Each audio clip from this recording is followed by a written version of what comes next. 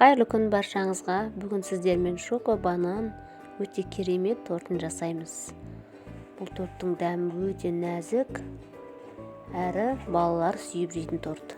Керекті заттарымызды дайындап аламыз. Ең алдымен жұмыртқаны табаға құйып, үстіне шекерімізді салып, 2 есе үлкейгенше жақсылап араластырамыз.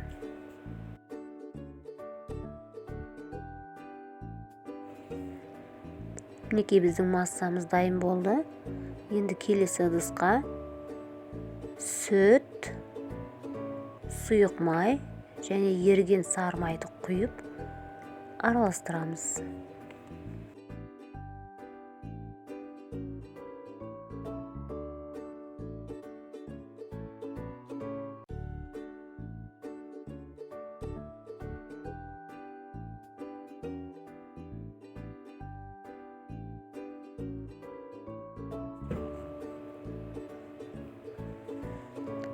Осы массаны жұмыртқалы массаның үстіне аз-аздан құйып миксерлейміз.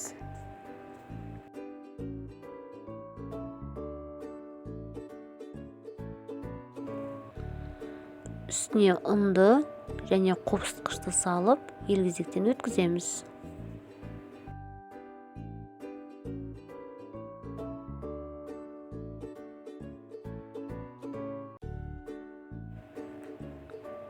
Миксерлеп аламыз және осының үстіне какао ұнтағын саламыз.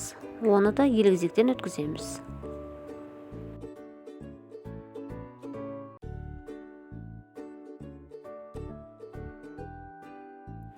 Какаоны жақсылап араластырамыз.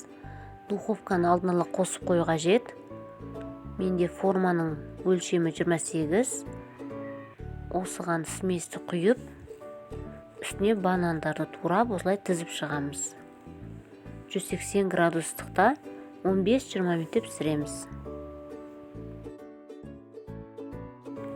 Біздің тортымыз дайын. Мен үстіне шоколадный глазурь құйдым. Балалар солай ұнатады. Достар, егер де менің каналыма әлде тіркелмеген болсаңыздар, міндетті түрде тіркеліп қойыңыздар. Мен сіздерге бұдан да кейін өте керемет рецептілермен бөлісетін боламын.